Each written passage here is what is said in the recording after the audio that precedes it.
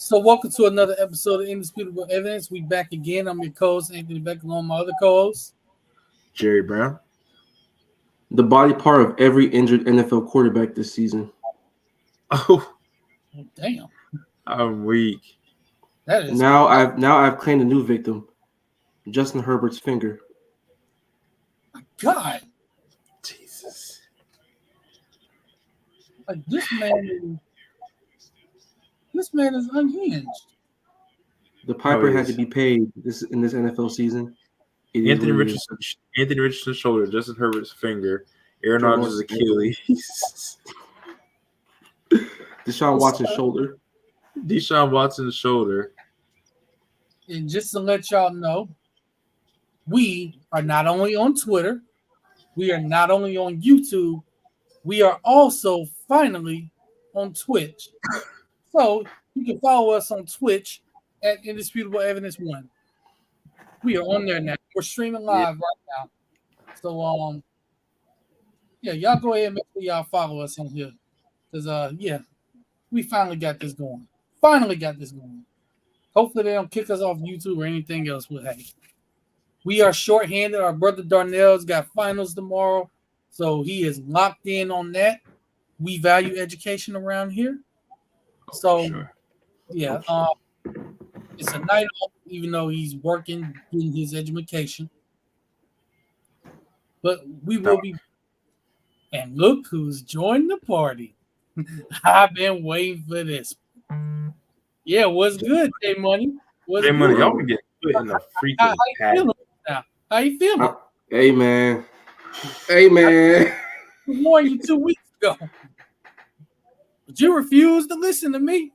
Hey, man, I appreciating your team and all that, but I could have told you that was coming, bro. It is what it is. Whew. I just want y'all to battle it out, honestly. Whoa, that ass whooping felt good to give. Now, not all is not lost. All you Well- have to do is beat Tommy DeVito twice and the Seahawks with an injured Geno, and you're golden. If you lose it to man, look, Tommy. Speaking of which, hot take, Tommy DeVito. That job is his for good. Relax. Hey, we know how the NFL is, bro. But He's on my season thing. yeah, we got a good show for y'all tonight. It's a full NFL recap. Had some good games this weekend. You had the Browns, the Jaguars. You had last night the Dolphins and the Titans. Also the Giants and the Packers. So you had 2 Monday night games last night. Both turned out to be good games, surprisingly. Great news. They're awesome games. Yeah. I mean, even the Thursday night game, which was a mid-off, turned out to be a good game. So Yeah, and that set the tone for this week ended up being. And you know what I like to call that week? Schedule lost Sunday. if y'all make it past the first round, but yeah. Wait, what was that you just said there, Marcus? Know what this week was in the NFL season? It's that 1 week where it reminds you that they're professional football players out there. All these guys got professional pride. Everybody gets paid out there to play, and somebody might lose when they're not supposed to. In this case, everybody lost when they're supposed to. And you know what we call this? Scheduled loss Sunday. Scheduled loss Sunday. That's exactly what this was this Sunday. So we're gonna recap some of these games here because we had, like we said, we had some good ones. I kind of honestly want to start. I want to start with that Ravens-Rams game because, first of all, it was a freaking monsoon up there. So, like everybody nobody really struggled with scoring. Both teams' offenses were high power. So, what was y'all takeaway from that game? Matt Stafford is the best quarterback they played this season. More people should be talking about the season that he's having this year. Yeah, pretty much, man. And then just the fact that I feel like the Ravens are one of those teams that are just gritty, tough. They find ways to win. And then I think these tests that they've had, they figured out how to, overcome. It's going to play out. It's going to play out and work out in their favor in the playoffs. You know what I'm saying? Teams like my Dolphins and even Kansas City, and if you think about it, even Philly haven't found those ways. So right now, to me, man, I feel like the Ravens are possibly the hottest team in the league, along with Dallas Cowboys. By the way, Ravens Dolphins next Sunday night. Don't Ooh, In Don't prime. remind that's two Sunday night games back to back for Baltimore. Shout out to you. don't remind me. Oh, come on. It can't be that bad. I mean, Jared, we get them first. We get them first this Sunday night, bro. So we'll let you know how it goes. We'll dip in the water first. Oh, and two, so, right. It's actually the Ravens Jaguars. By the way, I got a hot take on that. Oh, brother. Jaguars don't win that game. Defense, though. Big trouble. They'll be fine.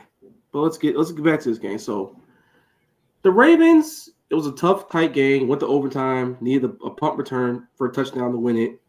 Which sometimes that happens in the NFL. Sometimes you just gotta dig deep and find little ways to win. And with this coaching staff, with the players here, a lot of veterans, fun offense with Todd Monken as the coordinator, Lamar making plays. Zay Flowers is one of my favorite rookies to watch. Odell's starting to turn it around. And it's gonna be big because they're without Mark Andrews the rest of this regular season. Maybe the playoffs, we don't know yet for sure. And so they're gonna have to keep digging those. By the way, I love what I've seen from him. He stepped up nicely for them. Right, and the defense is the defense. They're awesome. Mike McDonald's a fucking mad scientist, and he's going to get a head coaching job this offseason. And if he doesn't, I will have questions. Hey man, Dan Quinn been Dallas defensive coordinator for the last 3 years. So hey, it's possible. Right. I think about it, man. This man got Jadeveon Clowney off the couch, and he's having maybe the best year of his career since his early days in Houston. Probably the best overall, to be honest. The way he's playing, he is playing ball, bro. Perfect fit for what they want. And whatever in Chicago, why did you give them Roquan Smith? Oh, why? Lord mercy. That is very true, No. but and my takeaway from this game was, first of all, the Ravens needed that kind of game because, like you said, in the playoffs, you're probably going to get games like that, and it shows that you're battle tested. Lamar Jackson, another great game by him, just showing off, just showing everybody, hey, he's still one of the top quarterbacks in this league. He's a former MVP for a reason. Zay Flowers, one of my favorite rookies to watch also. Just putting it together every single week. Odell Beckham Jr. looks great. Looks like he's almost all the way, if not all back in that knee injury. Oof. Love what I'm seeing from him. And then the defense, when they needed to step up, they made some plays. They got stops. And shout out to Tylan Wallace for that punt return to end the game. Shout out to him for that. I will say there was a block in the back on that, but they don't call it sometimes, so who cares? It was still a great play.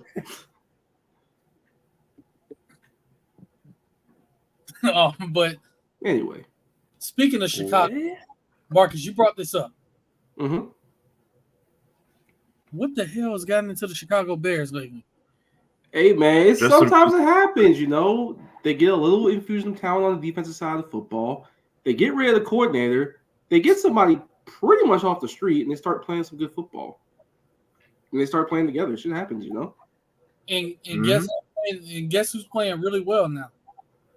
Mr. Fields is playing okay football. Confidence. Is playing really, really well right now. Confidence is sky high. And hey, I've been on this train saying this. They should not give up on them. They should just build around them. That's all you need to do. Caleb Williams. No Caleb Williams. That position there. No, don't do that. Just build around them because you have because they still have other needs that don't include a quarterback. You need more offensive linemen. You need more defensive linemen. You need another receiver besides DJ Moore and Darnell Mooney as well. You need another guy out there. So you have other needs that don't include a quarterback. So I feel like they can continue to build around Justin Fields, and this team can go somewhere. And you do need a linebacker since you gave up Roquan Smith. So Marcus is absolutely right about that. Now, I will say the Montez Sweat trade is working okay. Now, when the later on they get, will he end up reverting back to Montez Sweat that got traded in the first place? Probably. But right now, so far so good. Well, the Commanders only traded him because they weren't going anywhere. Case in point. It's not like they traded him because he was terrible, because he wasn't terrible for them. He wasn't terrible. He wasn't great either. That's the other part. He's a good pass rusher. You want him on your team, obviously, because you don't say no to somebody like him. I don't know. He's not a premier pass rusher to me. That's just my thing. Well, he's played well since he's gotten there. So, I say he's played good football, but credit to him. And they took it to Detroit. I don't know what the hell that is in Detroit. I got some questions about Detroit now. Fraud alert. Yeah, fraud alert. So this is what the AFC playoff picture is, which is pretty much what everybody thought it was going to be coming into the season. It's like 3 teams that you take serious. 2 of them are absolutely awesome. One's good, but like a notch below. The other 4 are just there to fill in playoff spots. Detroit's right now in filling playoff spot territory. Yeah. And let's be honest. Let's get it out the way. The 3 teams in the NFC clearly better than everybody. The Cowboys, the 49ers, the Eagles. Those are the 3 clear-cut teams in the NFC. I don't care if the Eagles are a 5 seed right now. I mean, that could go either way with them and the Cowboys, so you just never know. But those 3 teams are the 3 best teams in the NFC. Also, on the lowest of keys, well, I mean, but like, if Philly does stay at the 5 seed, they draw the NFC South champion. So that is hilarious. Yeah. Oh my gosh. No. They would draw the NFC South champion, which right now is Tampa Bay. Yeah, that's another question we have real quick. Who wants to win the NFC in the South? Somebody has to win it. Right now is the battle between the Buccaneers and the Falcons, in which the Buccaneers beat the Falcons, which is why they have game too. So it's a heck of a game, but it's like, man, the Lakers just took the lead over Dallas at the end of the 3rd quarter. But yeah, looking at that game, my takeaway, like I said, with the Bears and Lions, the Lions defensively, they've regressed. They have regressed terribly the last few weeks. They were never a great defense, especially in the back end or anything like that. But I like Hutchinson, but he's regressing a little bit because there were some instances where he just kind of went rogue and did a stunt when nobody else was, and Fields just ran right by him. You can't do that with a guy athletic as Justin Fields. Yeah, he's been losing containment is not a thing you should be doing. No, at all. All right, this guy runs a 4-3, bro. You gotta catch him. You gotta stay disciplined. There's a question for you, Marcus. What is it? Hey, man. Should happen. It was scheduled last Sunday. Which, speaking of which, that's actually a hell of a segue. We'll get to that game right now, actually. Let's get to it.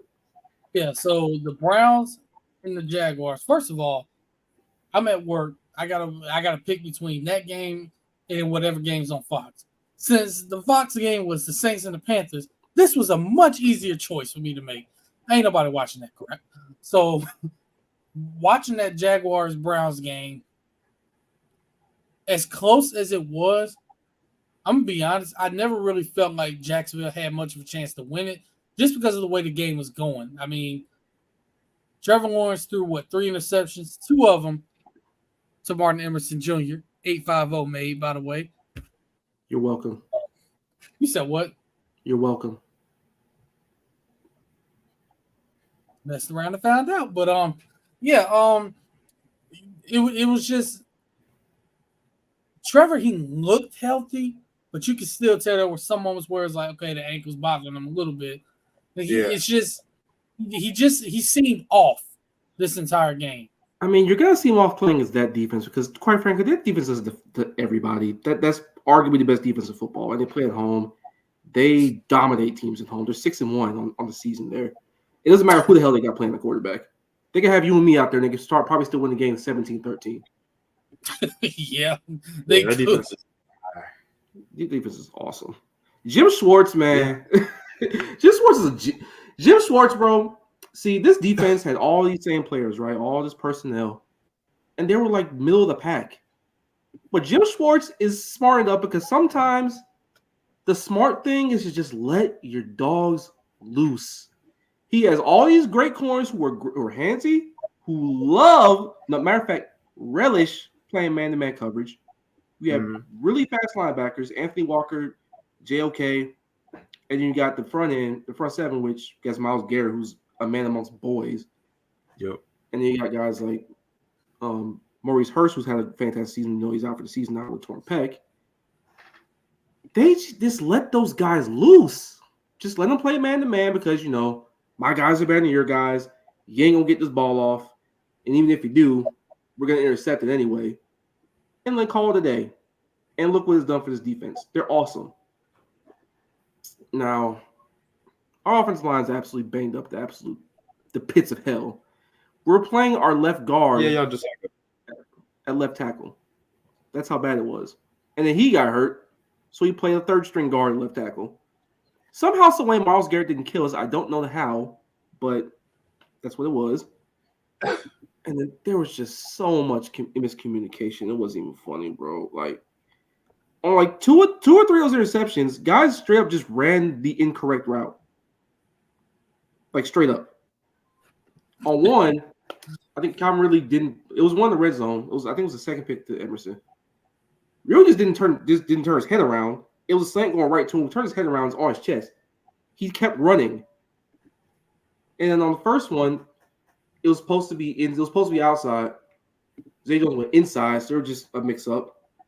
On the last one, that was more so the Browns just kind of won that one because they called it zero blitz, but they audible to bring an extra guy to come more than that was already going to come because JOK's assignment was already blocking, so they just brought an extra safety and they just chucked one up to basically on a punt.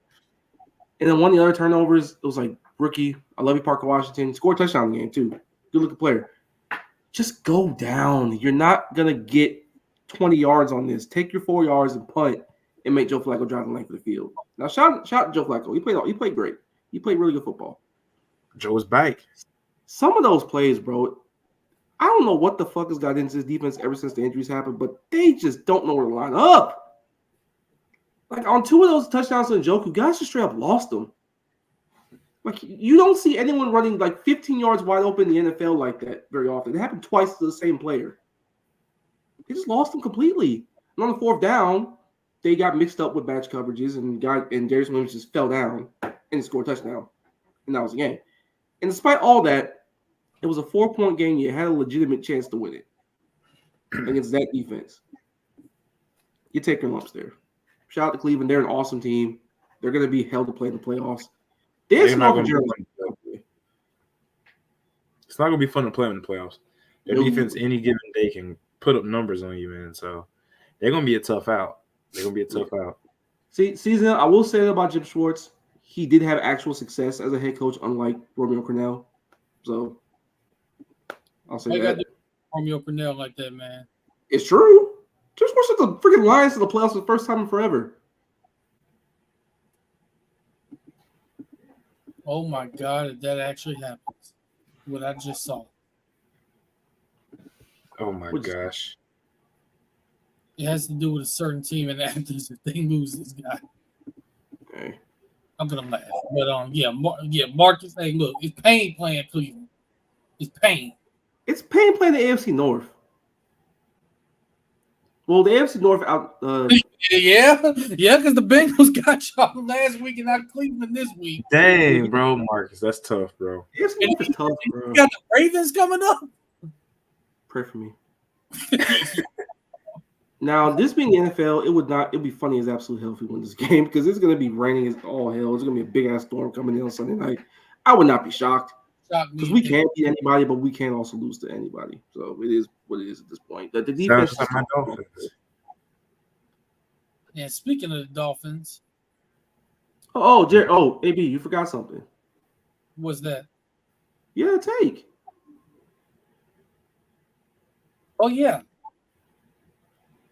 Like I said, if the Jacksonville Jaguars lose this game to the Baltimore Ravens, I'm not saying that this is going to happen, but I will start to have questions about whether they make the playoffs. They'll make the playoffs. They'll be fine. I'm not going to go that far. Why? Houston, they still have played well, even though they kind of been shaky the last couple of weeks. I think they'll get it together. Indianapolis is coming on strong right now. I don't know what they got on, but they played much better than the last few weeks. So, and really go for some. I don't know what it is about Gardner Minshew. Can what team he get on? All of a sudden, he get him a spark, and the team just elevates themselves. I don't. He's Jeff Garcia 2.0 if Jeff Garcia spit tobacco out. I was gonna say Ryan Fitzpatrick, the new Ryan. Also, Fitzpatrick. Also, shout out Shane Steichen. He really should be the coach of the year, honestly, if they somehow make it. But also, I will say, saying this like they didn't just get blown out Sunday by the Bengals too is kind of wild. Hey man, and also the other parts, the Texans are dead right now. They're dead. They will rise. And Nico Collins is hurt. Tank Dell's hurt. CJ Stroud died in the middle of the field. Yeah, bro. They're done. They're done.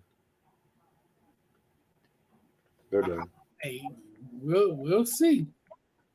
This is the part of the year where the most healthy teams win. Plain and simple. Also, that in the part of the season where your flaws, the better teams you play, those little things that bubble up. You know what happens to bubbles? They burst. But speaking of the AFC North, though, we got a question about that, or the AFC in general. Who the hell wants to win it? Seriously, who wants to win the AFC? Bruh. Because the Chiefs haven't played well. And they have no receivers. They have no receivers. Haven't all year. Oh, but the Miami Dolphins? They have no bodies, period.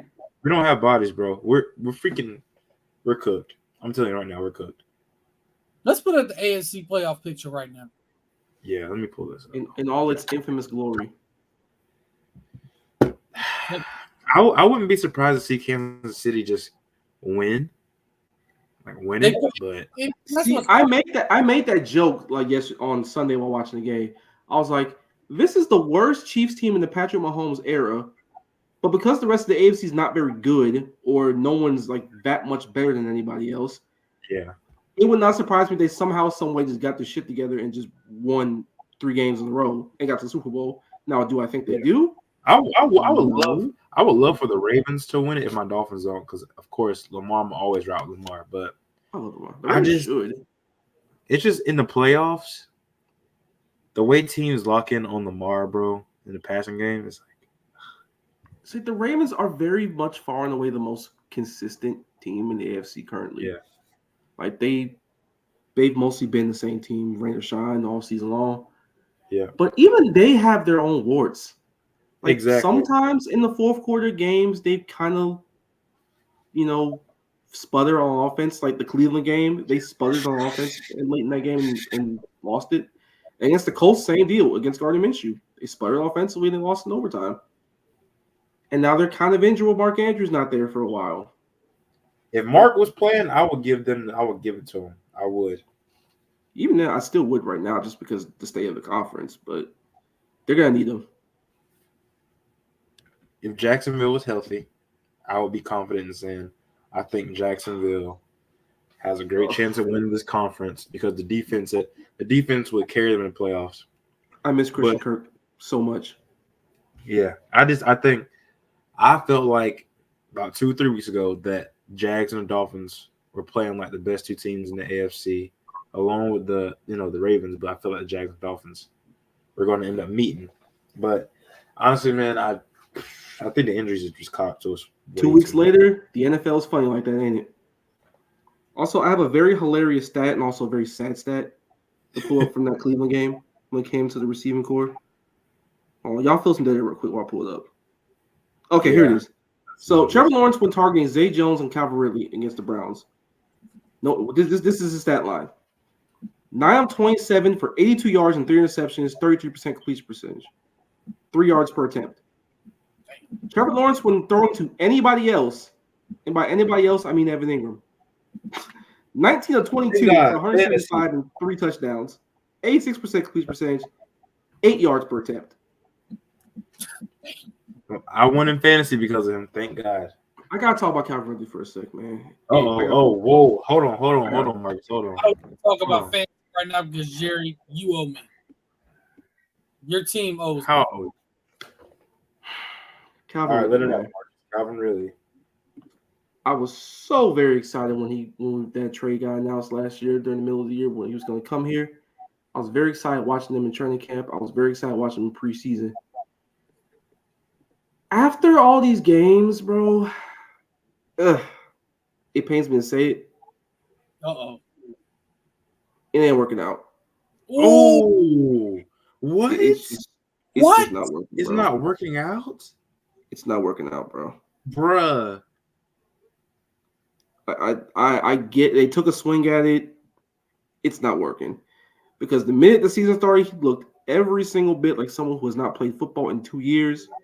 You know, he's had his moments, but every game, I want y'all to pay attention to him every time Trevor kills a play. I want y'all to pay attention to what he does. He does not know the plays. No, He's run the wrong route at least a handful of times in every single game. bruh. It's not. Yeah. That's People a were problem like, playing in 2 years, though. yeah, Marcus but said good Lord. But at the same time, you have that time off. The one thing you can do is study your playbook. Study the playbook. There, run the routes. The other question I have is, what are you doing in practice to where you're not learning the plays? Like it's you practice for a reason. And it's like the other thing is you see just how valuable and just how much worth that damn contract Christian Kirk was. Mm-hmm. Oh yeah. He was Everybody that told me that man was overpaid, everybody that all those receivers that whined that were getting paid less than him and got traded to Siberia, looking at you, Devontae Adams. Y'all, that man, apology. That man's had the. I'm gonna say this. I still feel like he was overpaid, but he's been the best receiver on that team since he got there. By a country mile. He had the best year of Not his even- career not even first close. year. Like it's not even a question. So even though I think he's overpaid, it's not a terrible take to say he's worth the contract because of the production. And even then, the contract isn't even that bad looking at how everybody else got paid afterwards. He's like the 18th highest paid receiver in the league. yeah, now it's not that bad of a contract. And he was on pace for over 100 catches this season. Like he was balling. And if anything else, at least he would run the correct routes. He'd use the middle of the damn field, which we don't do even then for whatever reason. Press Taylor. And then all of our problems have just sprung up. Our offensive line is not very good, especially in the interior. Yeah. Also, not other than Calvin Ridley, when Trevor takes out a play, I want y'all to watch 79 Luke Ford in the center on run plays. He getting boned. Watch where he ends up every play. Back there. Good God. There's a reason why we don't run the ball very well, if at all. There's a reason we threw a rocket shot on 3rd and 1 that ended up getting intercepted because we can't run the football. There's a reason we try to wildcat with ETN every now and then because we can't run the football. I don't want to hear ETN's name right now. And then the defensive line, the interior is just not giving any freaking push. Yo, what is up with that, man? We have no guys. We have no pass rushers on the inside. The outside's perfectly fine. Hey, man, all I'll say is y'all got to draft? Hell, screw drafting. T. Higgins, me, please. There, I They're going said to it. go to Florida State. Go to Florida State. Get a certain No, guy from Florida State. No. Oh, brother. They're going to have to. I hammer with him. I don't. I like Coleman. I do, but I don't know if I take a pick on him like that. But nah, the interior D-line, the pass rush there is not very good. Walker and Allen fight for their freaking lives just to get any pressure whatsoever. Devon Hamilton, we thought he was going to be good here, but he decided to freaking die right before the season started, and no one knows what happened. So there's that. Now, it's time to put somebody else on the single screen right now. Hey, put me on the screen, bro. Put me on the screen. Hold on, let me take this banner down while I'm at it. Floor is yours, Gerald. Floor is yours, Jerry. All right. First of all, y'all got any questions before I speak on it? What happened? Happened. First and foremost, we were in the group chat. I told y'all with like 6 minutes to go, we're going to blow it. How did I know? He did say that. that. We were still trying to play too cute at the end of the game. We weren't being serious on defense. That was my first telltale.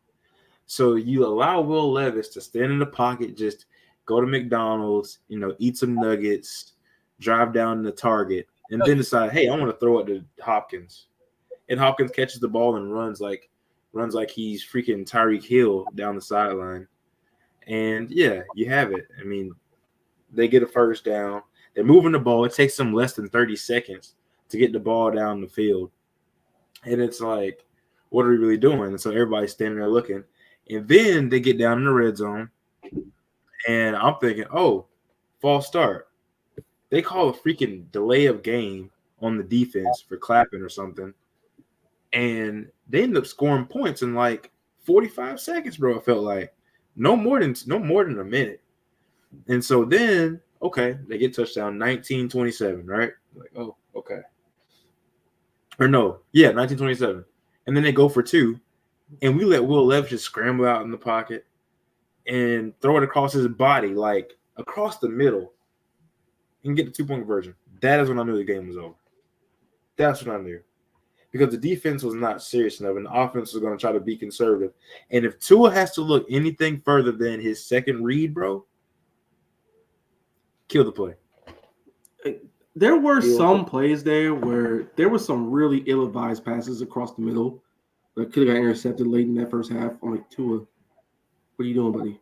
Did you see the ball get floated out to the flat to A-Chain that could have got pick six? Oh, then he threw the craziest hospital pass to Waddle.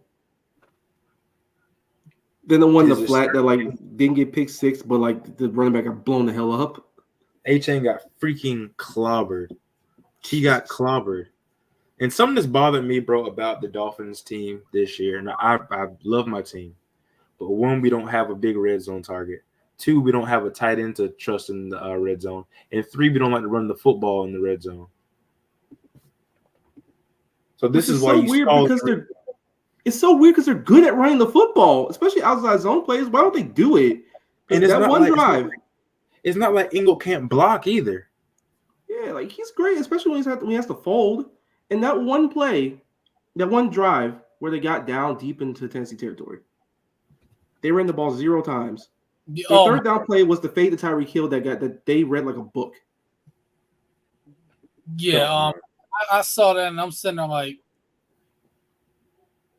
the outside zone is working the entire game. Y'all get down there and choose not to run the ball not one time. We got first to go with the 4-yard line. Isn't it stupid? And I love Mike McDaniel. Truly, I do. Here. I love Mike McDaniel, but he has an absolute aversion to running the football sometimes. Don't put that in the air, please. I call it Nate-itis. Nate-itis? Nate-itis. It's nap time? Yeah. It's nap time. It's nap time. Hey, man. I'll say defensively, the NFL, the Dolphins, and quite frankly, the NFL has a Vic Fangio problem. Yeah, they do. I like Vic Fangio. I love Vic Fangio, quite honestly, but this defense in his system, the guys who run it under him, everywhere else in the league, if you don't have the linebackers, if you don't have the defensive line, if you don't have good enough in the secondary, you are going to struggle. Mm-hmm. Yeah. You got to get pressure on the outside, bro. There is no other way to put it. And without Jalen Phillips, this looks like – I don't even want to say it looks like. It just doesn't look good without Jalen Phillips. And then you also don't have Javon Holland. And you see how that back end looked, bro. Jones back there. It was just not good, bro. It was torched. Torched. And Jalen Ramsey had one of his worst games as a Dolphin, I think, yesterday. You remember that one play where he had Derrick Henry on the outside, and he was like, man, they ain't going to fucking ball to him, and they did it anyway. See, I get it because like you don't think you're gonna throw the ball at Derrick Henry because Derrick Henry's never out there on pass plays ever at any point. And you think, okay, I'll just come in, play right, I'll double up on the inside.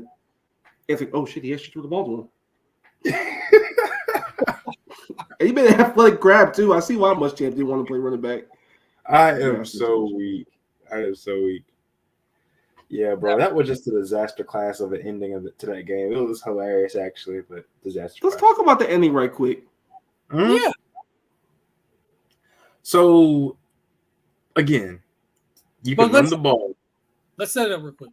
Yeah. Because we're going to start it where y'all had the ball. Trying to run the clock out. What was going on? What happened? It was dead when you try to run inside. You don't run. We can't run inside like that. We can't run inside like that. Now, running outside, that's going to work. You pull a guard. It's going to work, man.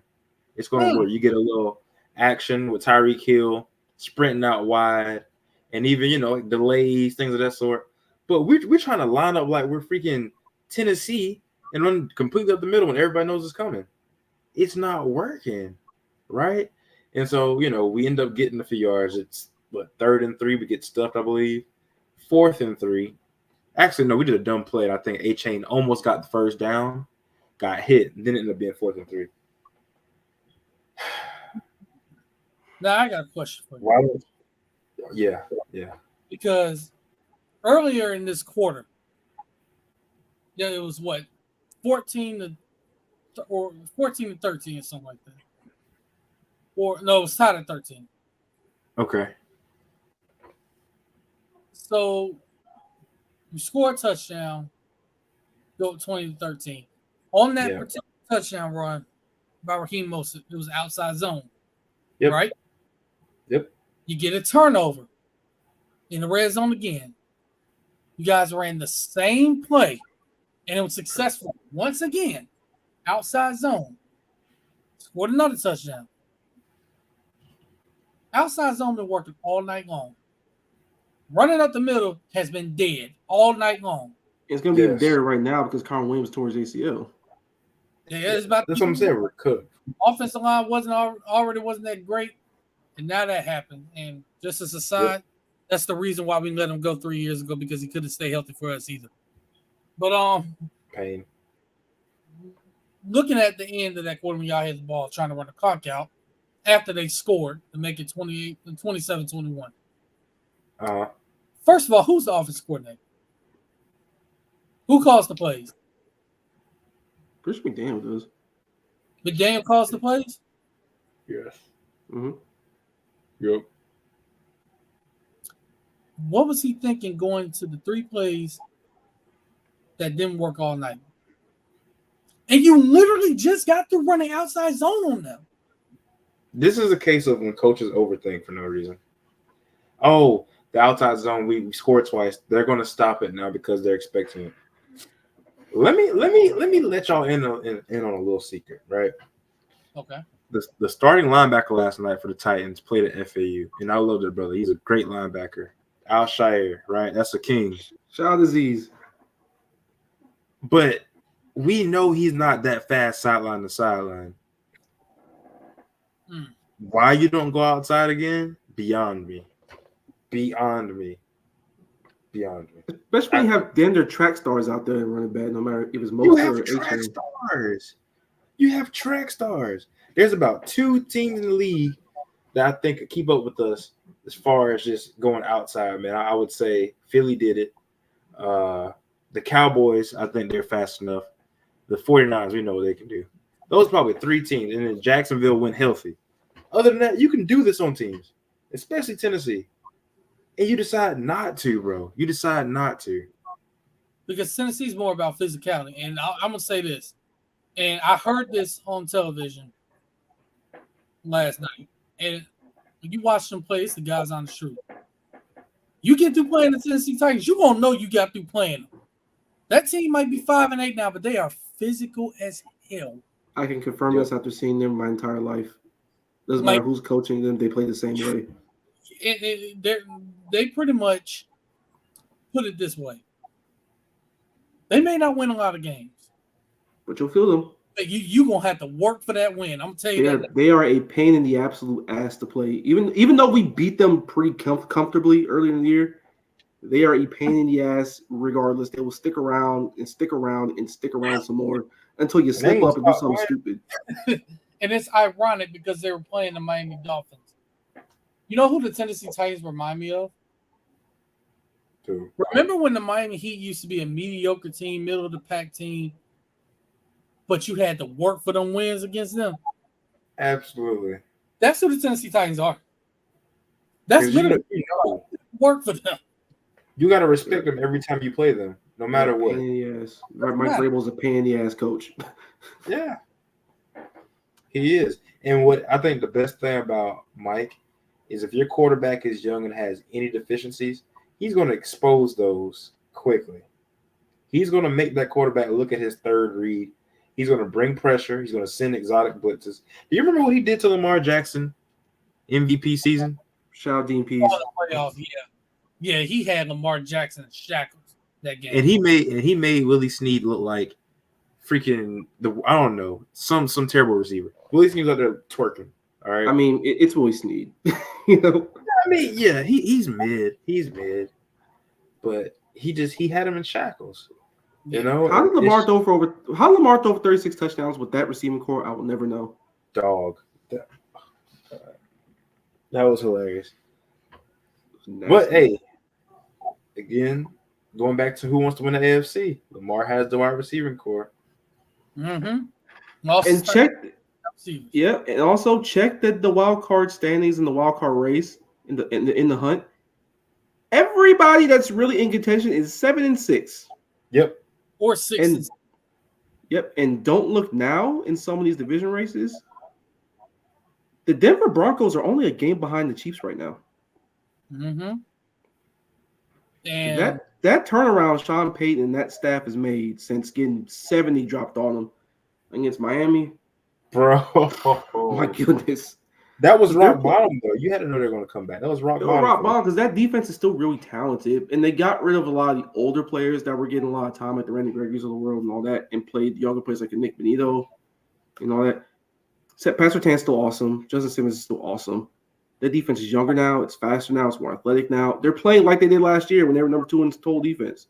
Mm-hmm. And in the offense, it's just enough for good Russell Wilson. It's just enough. And Cortland Sutton is playing absolutely out of his freaking mind. Yeah. There's like 1 or 2 plays a game where it's like, hey, how the hell he caught that? Oh, here he goes again. And all of a sudden, you look up at stats, he has 156 yards. That's the Cortland Sutton I drafted in fantasy like 2 years ago that I thought was right. Mike, I'm gonna be honest. This ain't happening. It's not happening, but I wouldn't be surprised either. Look, let me tell you, man. Again, because I do not trust Kansas City's wide receivers whatsoever. I just don't. I don't trust their wide receivers. I don't trust their offensive line, the outside. Mm-hmm. It's just too much. Like you want to trust a team like that has Patrick Mahomes and Andy Reid to be okay. They'll get together. They'll be fine. They'll be fine. But if you keep doing, let them dream, man. Let them cook. But back to what I'm saying. So if you just keep seeing the same mistakes over and over and over again, and made by the same like 4 or 5 people over and over and over again, and you don't know when it's gonna happen, like Jawan Taylor lining up 20 yards behind in the backfield, Donovan Smith holding, now he's hurt.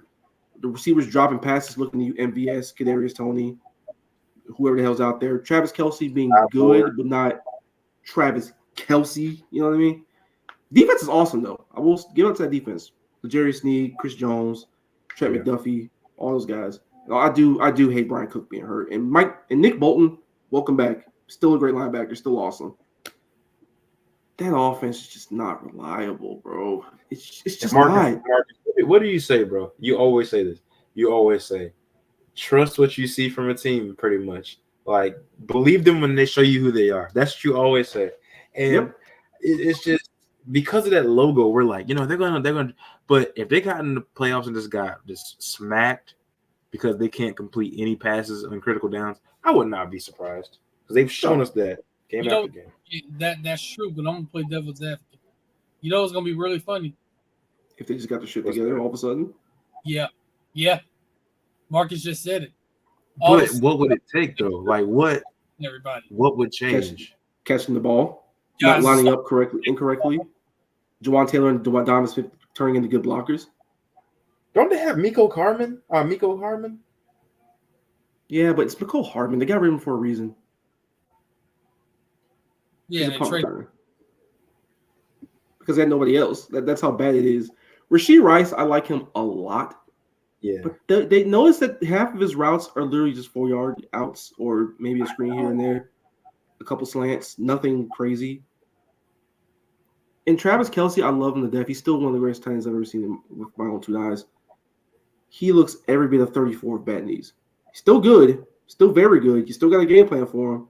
He's still awesome. He doesn't look like Travis Kelce right now. Every time you take a hit, low, he's like, That man's 1 year away from being an album cover on Taylor Swift's next album, bro. you know what, man? I feel like for this Chiefs team, They gotta ride the defense. They got to ride that defense. if they want to get anything on offense, Andy Reid, you're going to have to get in your creative bag with Kadarius Toney. I wholeheartedly believe this. I wholeheartedly believe this. You have to catch get the you have to football. find a way. 10 yards off sides. No, look, listen, bro. Now, if he doesn't catch the football either, We need because we saw KT last year when he first got there catching balls down the field. It was a completely different player. yeah, for one Seriously, game. bro. Well, ultimately he won in the Super Bowl with his punt return. That's the Kadarius Toney experience. He'll disappear for like 7 games in a row, and then all of a sudden he'll have one game where he makes a couple of plays that determine the game, and he'll go back to being Kadarius Toney again. He had a solid player. He has. They got to find a way to get all those guys going. Get those guys confident. Sky Moore, Will admit, confidence. I will admit this before we move on to the next game. I don't think he's being utilized right. If I'm Andy Reid, I would look at the film of him at Florida and see how Dan Mullen used him, Bruh. and some of those plays like, you know what, I can put him here and do this with him. I can put him in this position, let him do this. Look at what he did at Florida and use him like that. Dog. Because trying to turn him into a traditional wide receiver right now is just not it. See, I don't disagree. I don't disagree with that. But at some point, you gotta make it. Kadarius Toney as an NFL player is just He's not been good. pedestrian. No, he hasn't been what I thought. Whenever I saw what he did to Dallas when he was in New York, I was like, oh, he's running routes like this. So like he can do this stuff, but like it's just Funny thing is, he we still won't. See, he can't do it because he is an NFL football player, and NFL football players are capable of doing these things to anybody. But they got blown out that game, so you can't really. Yeah, we blew them out. A lot of that was. They got blown out that game. And he threw punches and got ejected. Yeah. Speaking of the Cowboys, And also, KTSA speaking of their opponent, real quick, the Buffalo Bills. Let's go. No, If you're an AFC team right now, just right now in December, do you want to play the Buffalo Bills? No, absolutely not. Absolutely not. James Cook, we got something for their ass next week. they'll probably beat them, but AFC is AFC. But would I be shocked if Josh Allen just decided to not turn the ball over that day? No. Oh, Will he? AB, Yes. Look, AB, trust me, bro. Yo, all right. Y'all got a game. Y'all gonna lose a game unexpectedly. I'm telling you right now. I think they already did when they lost to Arizona, to be honest with you. Yeah, we already did that. Another one is coming. See, you want No. that to happen because y'all did it. I mean, it wouldn't be shocked. It's the NFL. I It happens don't to think it's everybody. it might not be this. It is the NFL. Yeah, see, we play them next week. We don't play them this week. I'm focused on Buffalo. I'm I focused feel on good. Buffalo. AB again. You are not playing, bro. We're just talking. Buffalo. You're not. You're not on the team. Blood not on the team. You're not on the team. Talking about the Dolphins. You just got through saying we while talking about the Dolphins. But I'm not saying I'm focused. I'm focused on Buffalo. I ain't in film study. We are focused on Buffalo right now. Oh my God. Looking at Okay, Miami. Jay Money, I'll give you your answer. We don't have a soul on the offensive line, and they have Neither do we. defensive line. We look, Michael Parsons, is going Stephon Gilmore on the outside. It is going to be Bumper run Gilly? It's not going to be a fun time, bro, because we literally cannot block. We can't block. Honestly, Jerry, just real quick, bro, put both Florida teams that are in contention in the AFC right now. Pull their offensive lines together. Who's starting? Me and you. We both go play guard because we ain't got no guards whatsoever. We damn sure ain't got no center. Dog. Tackles are and good. then Terron Armstead, he puts on his pads and he goes out there and gets hurt every game. It's like, what? K. Robinson's cool. He's tough as hell. You need a guy like that on your offensive line. He's a fire-breathing dragon. But he's like a game away from like his meniscus getting absolutely. Walker Little's cool though. He's not. He's a good left tackle. Anton Harrison's very good as a rookie this year at right tackle. The only two starters are Anton Harrison and probably Cam Robinson when he's healthy. Maybe Scherf, I guess.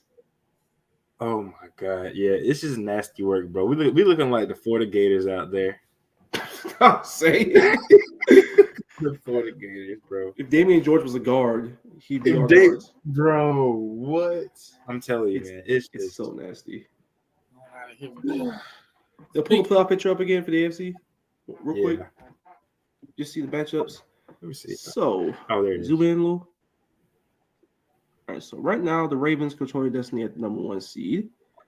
The Dolphins are the 2 seed because at the end of the day, the entire week, because everybody lost, it was a complete another wash. So that's what that was. So looking at Walker, we can scroll up, zoom in and scroll a little bit, Jerry. Okay, let's see. Shoot. Yeah, so the Chiefs are the 3rd, Jaguars are the 4th. Those are your division leaders. Right now, the Ravens got first round bye. So matchups look like right now Yeah, so the 2 would be Miami. The 2 through 7 would be y'all play Indianapolis currently. Go back up.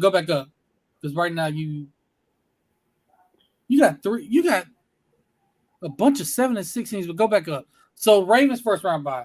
Marcus, you said right now the Dolphins and the Colts right now. Is the 2v7. Then you got the Chiefs and the Steelers in the 3-6 game. Marcus, 5 is the Jaguars and the Browns again. Right now. At least it's at home, I guess. I'll take that Dolphins.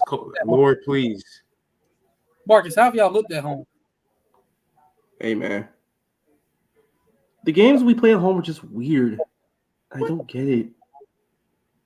So even though Joe Flacco played a pretty good game, he also had like 7 interception-worthy plays, and we had one where he just kind of threw it right to Darius Williams for whatever reason. Like literally, think about it. The difference in the game was, fumbling at our own 10-yard line and gifting him a touchdown. Right. In a game you lose by 4. What else? Going forward on 4th and 3 at your own 20, you gift them 3 points, even though they didn't move the ball a yard on the subsequent drive. You still gave them a field goal. They send the lead. What else? Running the wrong routes several times, leading the interceptions in the red zone. So add all that up. In a 4-point game, that's 3 plays that are the difference between winning and losing. Real quick. LSU women's team won 133-44. Good God, who they play? I don't know who they played, but listen to this. They went on a 47-0 run at one point and forced 36 turnovers. 36? Damn! This is not a typo. How do you get 37 possessions, let alone 37 turnovers? How? And they won by 89. Good God, that was a scrimmage. But anyway, Yeah, so back to the matchup. So Chiefs and Steelers, they should win that one because the Steelers have no offense whatsoever either. And the Chiefs have a slightly better defense. The defense for real, though. Yeah, so it's Kansas City's, though. So Yeah, it's gonna be just like the Vikings and Raiders game, 3-0. Wait, Vikings Yeah. and Viking Raiders? WWE reference? Oh my god. Erica Ivar was out there blocking. Yeah. With Mahala somewhere. The Jerry Worry Sixers. Yeah. Yeah, 147-30. That's No, insane. 133-44. Yeah, so that's the wild card round so far, but we're outside the picture. Colts 7-6 currently hold it. The Texans right behind them at 7-6. They're in trouble currently as it stands because they got blown out by the Jets and they are injured to hell. Yeah. But the Colts and Texans play each other week 18. So if they keep winning, winner gets that playoff spot pretty much. And the Broncos do not look now. One game behind. They're coming. They are not the team you want to play. Not right now, they're not. You scroll down one more time, Jerry. Yes, sir. Let's On the Broncos, you have the Bengals and the Bills who are both 7-6. And the Bills all of a sudden, one more loss by the Dolphins, and that game is I don't that's want to division talk lead. about it. They'll be 7-7 by I the don't end want of to the talk. The Chargers are done because Herbert's out for the year, and that's not a Herbert. good team anyway. broken The finger. Bengals, Wait, what? watch it. Yeah, Herbert's Herbert out for the year. he broken finger. Yeah, Brothers. Oh, right I in didn't the I finger. realize that. Yeah, Yeah, he's cooked. throwing hand. That was the one he was Yeah. nursing, right? Wow. I do hate guys got paid and immediately got cooked injury wise this year. Joe Burrow, Herbert, the likes. And speaking of the Bengals, they're also 7-6, and looks like they may have found something with Mr. Jake Browning there. Jake Browning, huh? What? I say he look good. He does. Really well the last couple of games. Also, Jake shout out Browning Zach is- Taylor. See, the Bengals are one of those things where they're reminding the rest of the AFC. Yes, Joe Burrow's not out there. Yes, they've struggled with some injuries with him all season, but they're still a really talented ball club. They still have T. Higgins and Jamar Chase and Tyler Boyd to throw to. Joe Mixon knows they have run the ball that well. They're running the ball enough these days. The defense is still very talented. Offensive line is better than usual. They actually realize what tight ends are now that Burrow's not there, because notice their biggest problems other than Burrow does not be able to move. They didn't use tight ends at all. Now they do. So Zach Taylor tailored the offense, pun fully intended, towards Jake Browning's skill set and the fact you have a backup. You need easy 4 or 5 yards in the passing game. They have the better Taylor brother. I want Zach. But nah, like they are on the verge of possibly crashing the party. I think they're probably better than Houston right now. They beat the crap out of Indianapolis this past Sunday. Houston's injuries with Tank Dell with a broken leg, Nico Collins in that New York Jets turf hurt his calf, and now CJ Stroud is Again, just another example of why that turf got to go. it's gotta go. Zach Wilson was down that turf, and shout out Zach Wilson. He played a hell of a game. Yo, that was scary. I was like, what is this? That was scary, bro. But yeah, Like, that was one of those games where Houston reminds you that they're probably realistically a year or two away from like really, really, really being at the upper echelon, but Correct. they had the building blocks, so build around them, keep guys healthy, plug in your holes, and it'll be okay. Relax. yeah, I agree. One more single screen. This is a happy one for you, so floor is yours. Go ahead. Go right ahead, buddy. Jay I'll Money. be turning on the King's speech while you say this. Jay Money, I tried to warn you, brother. I tried to warn you.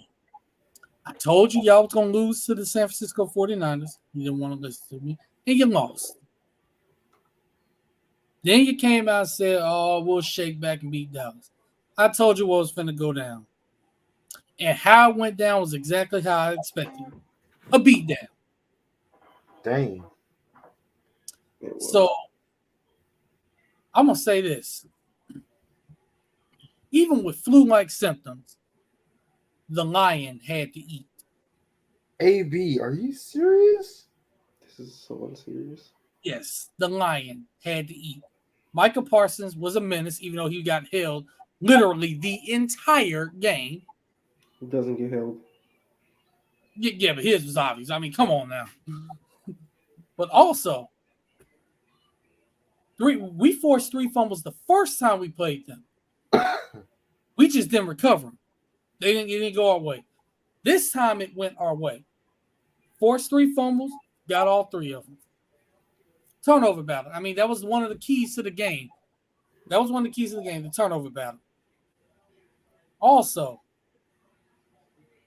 and I was so proud to see this.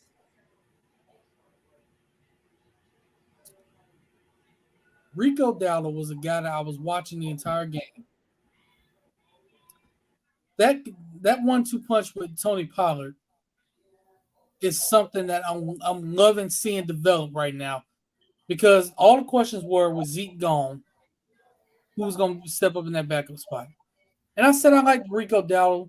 He earned it over Malik Davis. You know, I still like Malik Davis. Looks like we made the right decision right there by bringing up Rico Dowdle instead. Dak Prescott is playing the best football of his career right now. By a long shot. It's not a question. He Dan is Mullen's playing the best football of his career right now. Dan Mullen's MVP. Seeing the way he's picking apart defenses right now with the use of Jake Ferguson, who I also said was going to step up this year. We lost Dalton Schultz. I said we were going to be fine. Way he's playing right now, we got a superstar. We got a superstar developing at the tight end position. And also, this is for you, J Money. You sure AJ Brown want to see Gilly again? Because he had this boy in shackles all game long. Saying a black man's in shackles is crazy. You know that, right? It sounds crazy, but darn it, he had the man frustrated and in prison behind bars. That damn crime bill? He did. Had him behind bars. Well, no, I do love Stephon Gilmore, though. He played awesome. I have never seen AJ Brown this frustrated. But they decided, you know, we're not going to test the Ron Bland. We're not going to do that. He's made too many plays. Let's pick on Stephon Gilmore. Y'all forgot that this man was the defensive player of the year at one point. Like, do you really want to do that? He still got it. I will say the part that did impress me the most about this game is that you realize you still had to score, because they got down with the Jalen Carter touchdown. Which, okay, cool, whatever. They score one more touchdown, all of a sudden it's a one-score game. But you came down there, you went down, got your points. Brandon Aubrey, automatic. Red zone offense has gotten worlds better, and you managed to shut it down. He was my MVP of the game. It was actually Brandon Aubrey. This man hit a 60-yard field goal. Turned around, hit a 59-yard field goal, and then another 50-yard field goal. Oh my God, dude! Somebody had him in fantasy, and they lived their dream. I did in 2 of my leagues. Wow. Although in one of them I did lose because I got absolutely nothing from Tyreek Hill because he got hurt. I had one point. I started Deebo Samuel over Mike Evans. I started Mike Evans over Deebo Samuel. All I know is everybody that started Evan Ingram, you're welcome. Yes, it was beautiful. It was beautiful. What happened in the second half, J Money, we took it easy on y'all. That's what happened. J Money. Can you explain to me why Devontae Smith was dropping everything that was tossed in the bread basket? That one touchdown they had that was back shoulder was perfect. It was the best ball Jalen Hurts threw all night. Dropped right in the bread basket. He dropped like 3 passes, bro. I'm like, what? And then he fumbled. I think he fumbled one as well. So stop. Okay, I'll say this about Dak Prescott really quickly, and as it pertains to one particular award. If you insist on giving it to a quarterback this year because you know they have to, because you know quarterback award and all that, whatever, he's the one you give it to. Yeah. And I don't think it's particularly close. especially right now. Don't give me Brock Purdy. Do not give me Brock Purdy. I like him. Played well. He's played well. I give him this for credit. He's played well. But the way Dak is playing right now, that's the difference between the Cowboys being regular, pretty good team that's second round fodder to legitimate contender. And they are a legitimate contender. Whether you like the Cowboys or not, they are a legitimate Super Bowl team. This what we're doing now? Should we go through all of the Philly home games where they've clearly had home cooking? Like they're undefeated at home. What did you think was going to happen? They're great at home. They're awesome there. Where you supposed to be great, and they are. It's okay. I know. I get it, J Money, but it's okay to just say the Dallas Cowboys are a fantastic football team this season. It's okay. J Money, just said it. I'm going to give one of the players some credit. Actually, two of them. First of all, we knew Jalen Carter was an athlete, but that boy can run.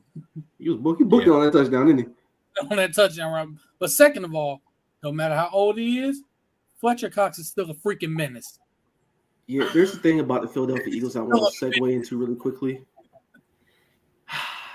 In certain spots on this defense, they are old, bro. They are old. Slay he still got it. Old. He's getting up there, but he's still pretty good. Yeah. Bradbury, not so much. The safeties outside of Blankenship, Byard sometimes. Yeah. The linebackers, forget it. This is why I said. This is why I emphasized going into the season. Like, I get the defense is going to be good, but I felt like losing CGJ was going to be pretty big later down the road because he was holding it down. You know, that's tough. That defense took a significant step backwards. They paid the Super Bowl tax. You let go of CGJ and put back their Reed Blankenship. Yeah. By the way, left the game with a concussion. You let Javon Hargrave go. We know you play some Jalen Carter. That's cool and all that. Yeah, but still, he's not Hargrave right now. You still have him even with Javon Hargrave because you had to pick, and shit will still happen. And I'd much rather Hargrave and Carter playing outside of Hargrave and Cox. Even though I love Fletcher Cox, he's a rotation guy at this stage of his career, as great as he still is. Yeah. Really, J Money, and you think we have? Everybody's hurt in the NFL. Everybody's been banged up the whole year, bro. The Browns have no quarterback, and half their team is in the hospital somewhere. They're still awesome. They're still winning. We haven't had Trayvon Diggs for 2 games? It's the NFL. Everybody gets hurt, especially at this point of the season. It is what it is. Your roster was still very deficient at certain spots, especially linebacker, with or without injuries. Nakobe Dean, bro. I'm gonna say this right now. There's a reason he slipped to the 3rd round, buddy. And we're seeing it. There's a reason Clay Walker went in the 1st round, not him. Yeah. Yeesh. Sometimes NFL scouts get it right, buddy. I'm just gonna say it right now. Hey. Mm-hmm. Kelly Ringo. There's a reason we never liked them coming out, and neither did scouts. I'm gonna go a step further, y'all. There was a reason why I kept saying he was overrated coming out of high school. He's big, but slow, and his technique isn't good. Yeah.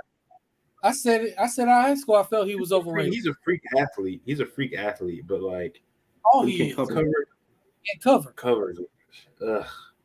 The Eagles cannot play man coverage to save their life. Yeah, I saw what Justin Shorter did to it. I'm like, nah. I will say this. I thought Tyson Campbell was overrated, and I don't think he's great. I think he's good. He's gotten better since he's gotten in the league because he's learning the position. Turn his head around. Well, right now, not these days because injuries. He's hurt, right? So, yeah, hamstring came back.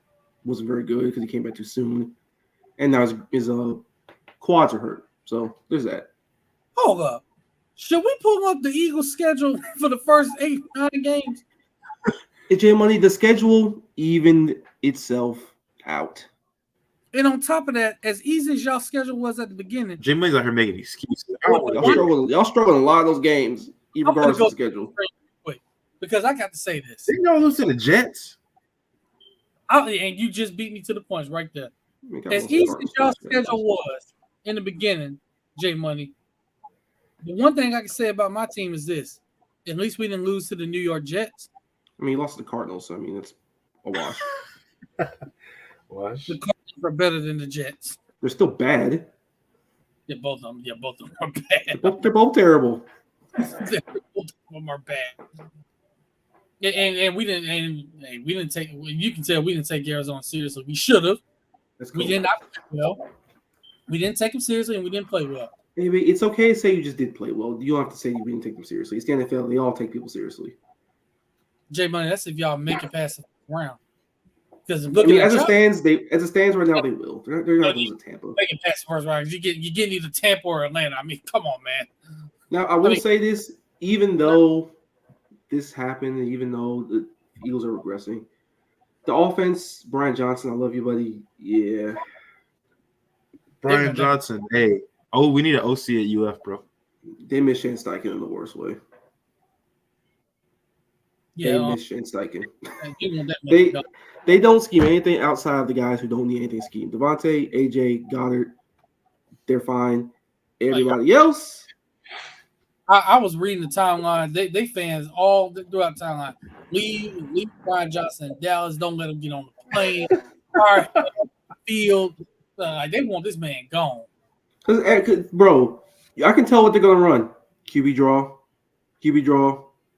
deep shots to AJ Brown, QB draw. I'm glad you said that, Mark, because I'm sitting here watching this game, and I'm sitting there thinking, if they got to keep running this QB draw all night, they ain't gonna have no kind of success whatsoever on offense. To be fair, the one worked very well, and he got stripped. So that was what that was. Yeah, Oh yeah. that is true. He said it's You not gotta him. get creative with DeAndre Swift. Ooh, he may be right about this. Is Nick Sirianni getting exposed? No, You sure about that? I don't think so. I mean, because J Money, real quick, because you are the Eagles fan. Kind of elaborate on this, where you say it's more the head coach than it is Brian Johnson. Like, kind of elaborate on that, because that is interesting that you bring that up. And we'll be wrapping it up here soon, but I do find it interesting that you do bring that up, because it's honestly, it's not the first time I've actually seen somebody actually say that. To be honest, we're splitting hairs over teams that Really? only lost 3 games, and it's lost to 3 really good teams. Well, the Jets notwithstanding. That's true. Yeah. Like, this team found ways to beat Kansas City at home, on the road on Monday night. They beat Buffalo. They've beaten some really good teams and found ways. A lot of teams in the NFL, like 90% of the league, would kill to have their problems. There's significant problems, but I'd kill to have them. I don't know if I want to have an old secondary that can't really cover. I don't know about that. I mean, in the sense that in spite of all that, they still only lost 3 games. Yeah, It's really difficult to do in this league. Despite They've lost to teams that expose their weaknesses. You know what I'm saying? And then Jets. Because, like I said, like the Jets is one of those NFL games where shit just happens. like, I'm not even gonna count the Jets as them getting exposed. That was a turnover fest. They turned the ball over like 4 or 5 times. So Yeah. Sometimes you just play like shit in the NFL. But the You're bound 49ers to and have the some thinkers. the 49ers and the Cowboys, those teams exposing your deficiencies. Those are definitions of when you have things that bubble on the surface. Like I said earlier, when you play better teams or when you play teams that are on your level, you know what happens to bubbles? They burst. Take control of the offense just like quarter bit. Ooh, Are we sure about that? Mike is hilarious. This take. I still think it's crazy. The Eagles hired the same dude. I am sick. That's still wild though. They may have beat Alabama in the Sugar Bowl. Hey man, he cooked Bama. But this is interesting though. This is interesting because if you look at Philly's offense, with Brian Johnson calling the plays, you got to think about it. When Brian Johnson called the plays at Florida, offense looked a little bit different. Well, I will say this is a first-time NFL offensive coordinator, so it's going to be a little wonkiness. That's true. That's why I don't think he should be fired, like some of the fans are saying. I would have said hire somebody with more experience in the building just to help him out if you want him still there. Offensive coordinator. And the thing is, Man. like, I feel like Brian Johnson played a huge role into making Jalen Hurts a better passer of the football. He's a hell of a quarterback coach. Yeah, that's the thing. And on top of that, he also had ties to Dak Prescott. He was quarterback coach there, Mississippi State when Dak was there. And Dak is saying I wouldn't be the quarterback I am today if it wasn't for him. So he does get a lot of credit for some of the quarterbacks he's coached. As he should, because he's awesome with quarterbacks in that and when he's Absolutely. one-on-one with them and gets to be on the staff. As a coordinator, I'm not quite sure. At least not at the NFL level. At the college level, yes. Yeah, of course. Not NFL, college. He's kind of learning on the fly, and I feel like with more experience, like going into next year, I think he'll be a better coordinator next year than he is now. It's just about he will. It's just about experience. I hope so. I really do. I like Brian Johnson a lot. So also back going to the aftermath of this game. Philly fans, breathe.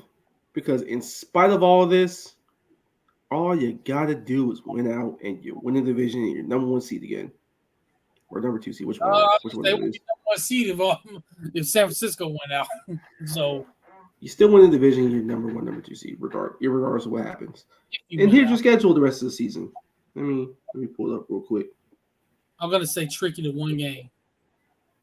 Seattle game. That is a tricky game. It's Seattle Monday night. Good. They've been really good at home. They're fine. They're good. They're a decent little team. They can give you some issues. I don't know if Gino's gonna be healthy though. That's the thing. Yeah, he tried to play. He tried to play this past week. They wouldn't let him. That's a groin, dude. A groin against that defense. Don't do it. That's the problem. Some fans, the real fans, head coach right now because the head coach want to have his hand. You know what? And you know who that sounds like? Remember Will Muschamp? Want to have his hand in everything? Sometimes, man, bro, you got to let your coaches coach. Are we even sure to see what's happening? We're saying this considering we're all Florida fans. You got to let your coaches coach. This is what we've seen for several years. I will say I do agree with this, but at the same time, it's their fucking team. Of course, they're gonna have their hands in everything. Yeah, but do you have to like be so involved that you make it look like you're not letting your coaches coach? Sure, but still, it's their team. They're going to be involved in stuff. So now you want to overwhelm it. All right, so here's schedule. Here's schedule. So Seattle Monday night. Tricky. Giants on Christmas. Cardinals on New Year's Eve. Mm-hmm. Giants again. They should win out. You literally you can beat Geno if them with the Seahawks, Geno Smith or not. You should beat Gabagool Boy twice, and you should beat the Cardinals. So there it is. In the Cowboy schedule, they'll be fine because I love the team.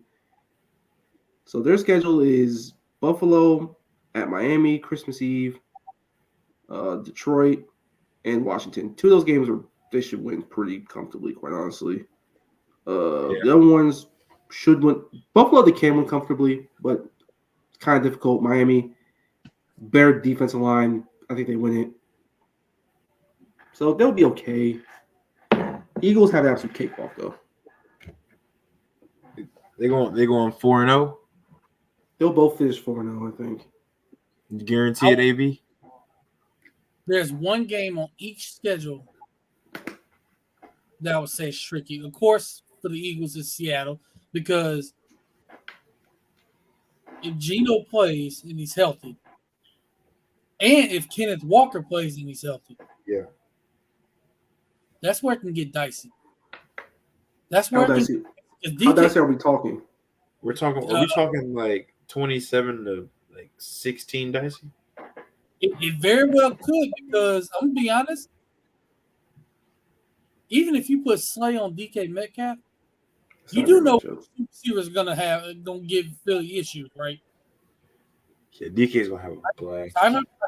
Tyler Lockett is gonna give them issues, and Jackson Smith and Jigba will give Smith again. Now, and that was a bad game for us. That was a bad game. And that wasn't Washington.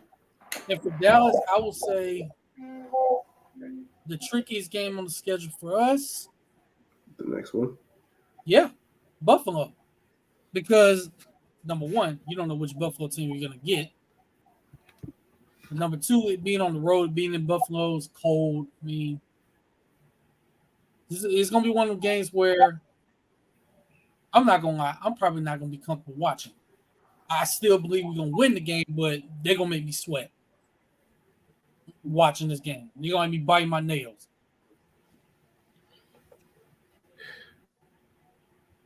Y'all lose that Washington game every year. We beat them twice already this year. Yeah, kill them. No, we already beat them. I will say schedules best towards the end. They get tougher. Some get easier. Eagles has got easier. Dallas has got slightly tougher. Hell, I'll even throw in Jags. Their schedule after the Baltimore game is not as much of a gauntlet. But I'm gonna say this, J Money. If y'all lose to a quarterback who still lives at home with his mama, Gabagool boy, Mr. Chicken Cutlet himself. and that's another thing. Tommy, come on. I know your mama chicken cutlets is probably good, and that's why you stay. I get it. And I seen pictures, and they just show pictures of. They look good. So, like, see why? Come on, man, get your own place. Bro, he's living like every other Gen Zer, especially one who lives in like New York, bro. Cut costs, bro. It's hard out here. Job security is not very secure. Especially as a backup quarterback. But you know what's really funny? His agent looked like he in the mob. Bro, his agent looked like one of them extras off down 1972 Godfather. That like, hey, look like he got. So what, Tommy? You took care of that one thing we told you to talk about. Look like he got mob ties, bro. I'm like, oh, they showed it. I'm like, wait a minute. Bro, this is my theory. Every backup quarterback should be a walking stereotype of the city that they live in and that they play in. Tommy DeVito is it. He's literally every kid who lives in like Long Island or Staten Island somewhere. Big Italian family, bro. He would have been extra on Jersey Shore. That man would have been right at home with Paulie now.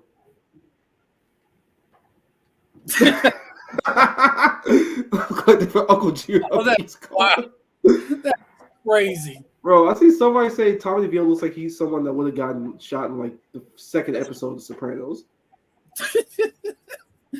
You can just say Italian mob in New York, deep in New York City. You just not to mess with them. That's what his agent looks like.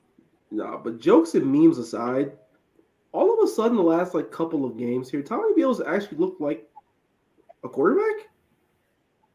I guess. Should Tommy DeVito be the full-time starter? No. Let's be serious for a minute. No. They drafted quarterback. Yes. But see, the thing is, they're not bad enough right now because he's winning games. But and they ain't that far from the playoffs. Yeah, they only are 2 out. They're sharing the misfortune of, the NFC not being very good at the bottom. But yeah, I was gonna say at the bottom because it is very top heavy. The AFC is just not very good, other than the rest. AFC is. I won't say it's not bad. It's just that no one's that much better than the rest. The NFC is just very top heavy. You know who the top 3 teams are, and it's not close. Yeah, and I'll say, man, if San Francisco gets the Super Bowl, which I think they do, quite honestly, they're smoking the absolute dog shit out of like every team in the AFC except the Ravens. And even then, I think they probably win that game by like 10 points. That game is being played next week, I believe, on Christmas Day. Actually, I believe. Preview. I don't even know if it's a Super Bowl preview. Yeah, it's a probable one. Dallas is right there nipping at their heels. Gonna invest in some car dealerships being expensive. The Jones brothers. Jones and Jones. The law firm of Jones and Jones. Hey, man. Shout out to Tommy DeVito. He let a little game-winning drive there at the end. He made some really nice throws. The one to Wan'Dale Robinson, that was very impressive. They let him down for the field goal. Green Bay, man, y'all needed that game. Y'all needed that game. Jokes blew it. Yeah, that is crazy. The Packers were playing so well too. I don't know how they tried to give it to you. Saquon had like the weirdest fumble I've ever seen. Like he had like a 12-yard gain and he just falls down and loses the football untouched. Yep. So that y'all got any final thoughts before we get up out of here? The AFC playoffs end, are going. Oh, go ahead, Jerry. Jerry, go ahead. Oh, none on my end, bro. Just buckle up. The AFC is going to be wild. It's going to make for a fun playoffs, though. It's going to make for a fun playoffs, but just buckle up if you're a fan of the AFC, man. Seriously. Jacksonville, please get through this last stretch of games. I'm begging you. We just want to see all the playoffs. Get past the Ravens, the schedule lightens up significantly. You play Tampa and Carolina and Tennessee. You should win 2 of those games. Yeah. Just 2? You really should win all 3, to be honest with you. But Tennessee, it's gonna be a little bit of a tough. it's a natural. Like the thing is, you never want to play rookie quarterback late in the season. That's always been my philosophy. No, yes, bro. Going, especially if he gets it. For me, Dallas just take it one game at a time. That's all you got to do. Got Buffalo this week. It's a tough schedule down the stretch, but just take it one game at a time. Just keep playing the way you've been playing. Mike McCarthy getting your bag, calling plays. Been doing defense. Go out there, do what y'all been doing. Smoking every other offensive line that you done went up against. Go 4-0 in this stretch, and hey, you might win the division depending on what happens with Philly. That's all you can do. And I agree, they do have to get help, but everybody's got to get. Well, nobody's going to be. Yeah, nobody's going to. Everybody have nicks and bruises. Everybody's going to be banged up, but just which team can put it all together. And right now, whoever wins the Super Bowl is coming out of the NFC. Let's just be real. That ain't gonna be like one of the Super Bowls our parents grew up watching. like the old 45-10, 55-10, 30-13 type games, bro. It's gonna be absolute dog walk in the park. What the Cowboys did to the Bills in '92. 52-17. Bro. Y'all, we are very fortunate to have grown up in the 2000s where Super Bowls, for the most part, have been very good. Or at least close. It would have been worse if Leon Lett didn't put the ball out early. Yeah. But, can't win them all. You got 52 instead of 59. It is what it is. And by the way, shout out Emmett being at the game. And John Legend. Oh, yeah. John Legend. It should have been. It should be. Lucky. Brother should be. Because anybody trying to see a red hot Buffalo Bills, Denver Broncos team against the 49ers in that Super Bowl? Bro, like literally. Worst Super Bowl. Now, they've been worse, trust me. But, like, anybody, like, it would not shock me if anyone in that conference just buckled down for 3 games and just got hot. It would not surprise me.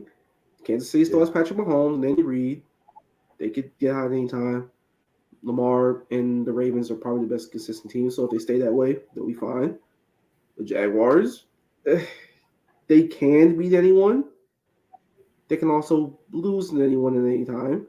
You don't know. The Browns are very talented. If they had any quarterback play whatsoever, they're my Super Bowl favorite in the AFC. Who else? The Broncos are getting hot at the right time. Yep. The Bengals are getting hot at the right time, even without Joe Burrow. And they're still talented, and you don't want to play them. The AFC North in general is a root canal. Outside of Pittsburgh, to be honest. So none of these teams would shock me any which way if they buckled down and got their shit together for a couple of games. Because you only got to do it for 3 games in the playoffs, go. That's all it takes. Yep, it really is. In the right matchup. Mm-hmm. With that being said, this has been a great episode of Indisputable Evidence. But who got the song this week? I know it's one of you two. I don't know which one though. I think I got it actually. I think it might be Marcus. Honor, yeah. Marcus. So in honor of all the quarterbacks that have gotten hurt and all the people that got hurt this year, Oh Jesus. Taps.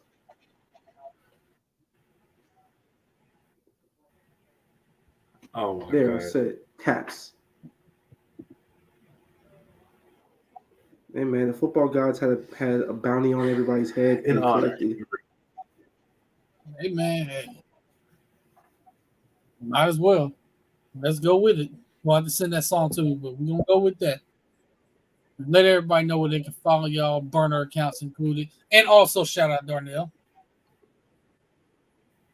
Shout out Get to the grades OG up, youngin. Darnell, man. Do your thing. But you can find me on Twitter at JBreezyII. You can follow my backup at I am Breezy II, and my Instagram is JLamar_II. Y'all follow me on there, man. I'll be chilling out, hanging out. By the way, Jerry, I gotta ask you a question via text message later in a few minutes. Okay. Marcus, what about you? Marcus Davis 904 on Twitter. And my phone is currently blowing up on an app right now because of a certain tweet I put out, but that's neither here nor there. Oh, Jesus. I got It's a- to Marcus be thinking outlandish stuff, bro.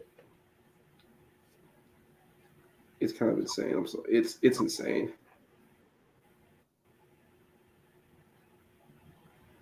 Oh, never mind. You saw it? Hey, man. If you know, you know.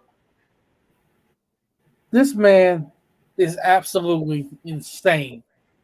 He is insane. Hey, bro. No, I'm sorry. We doing this. Let me show y'all what this insane human being just put up.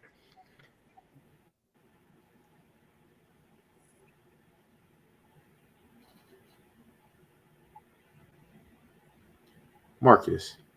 Y'all see this? Freak. Hey, bro. Am I wrong? What? It's Oh my god. That is insane. It's true. What are we doing? Got you. Someone said Marcus knows ball. Hey, man. It is what it is. Oh god, you can follow me on you can follow me on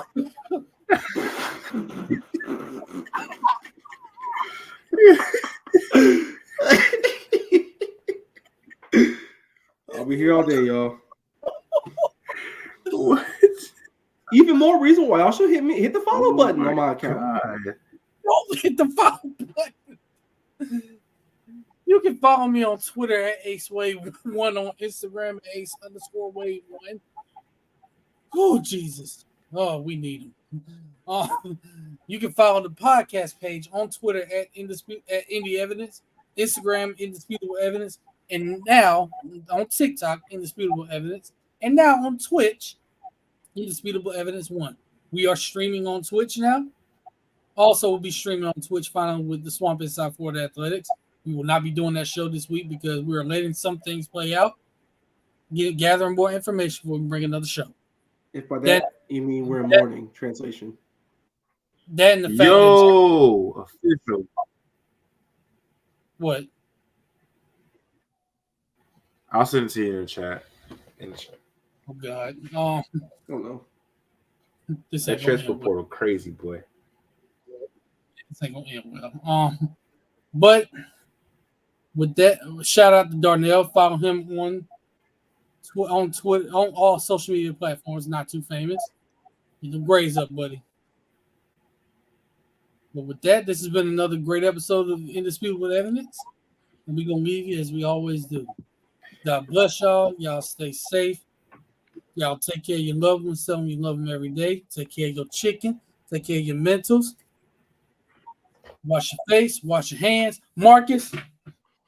With soap and with water, warm fresh water that is, with a loofah, with a washcloth, whatever it is that you prefer, I implore all of you to wash your nasty asses and wear socks and shoes, preferably closed-toed, in the movie theater, in any public setting. And my men out there, do not become Adam 22. That is all. God, don't become him.